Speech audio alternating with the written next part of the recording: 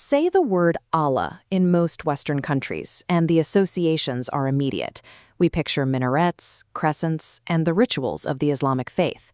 In this context, the word is treated as a proprietary name, owned exclusively by Muslims. But inside a stone church in Lebanon, you will hear Arab Christians praying to Allah. In Indonesia, Catholic congregations read from Bibles that use the exact same word. Historically, Sephardic Jewish communities across the Middle East and North Africa use the term interchangeably with Hebrew names for the Creator in their own texts and daily lives. This cross-faith reality clashes with modern politics. In 2014, Malaysian authorities confiscated hundreds of local Bibles because they printed the word Allah.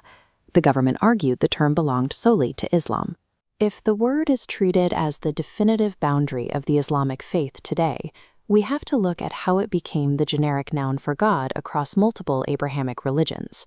The etymology points to the linguistic hardwiring of the region.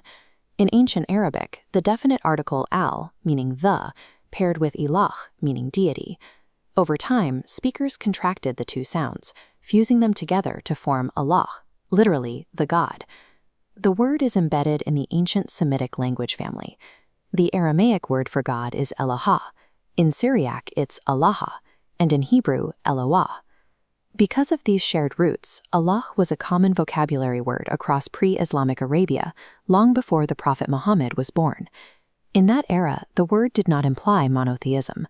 Pagans in the region recognized Allah as a supreme creator deity, but he sat at the top of a large, crowded polytheistic pantheon. At the ancient Kaaba in Mecca, local tribes worshipped up to 360 idols.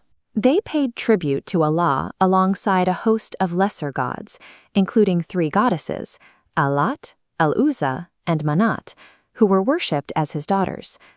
Arab Christians used the term too.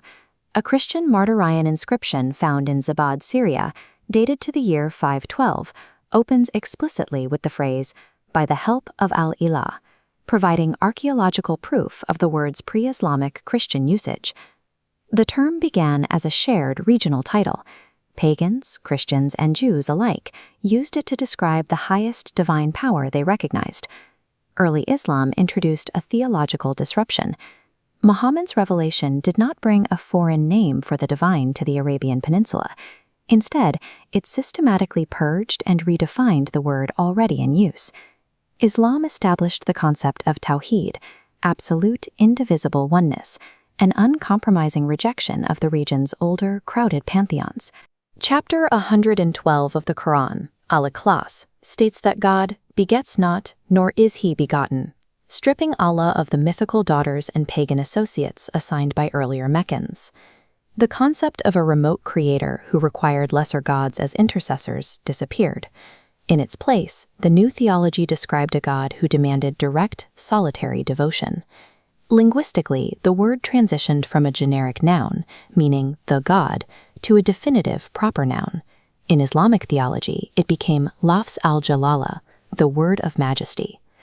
Early Islam took a widely used ancient name and redefined it so thoroughly that its polytheistic origins faded from public memory.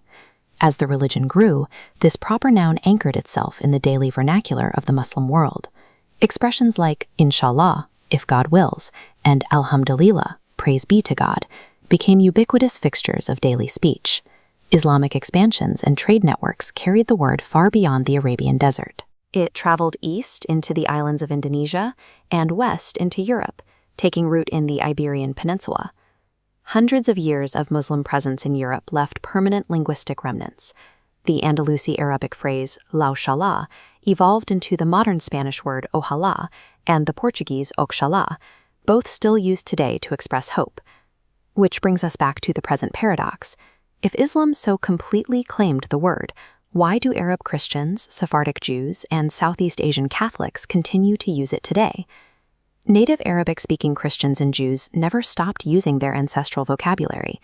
Their use of the term predates current theological divisions by centuries. When governments confiscate Bibles to protect the word, they create a clash between modern, nationalistic attempts to trademark a religion and the actual, deeply entwined history of the Middle East. This single word preserves a shared ancient history between the world's largest faiths, acting as a linguistic bridge that predates the rigid borders of modern religion.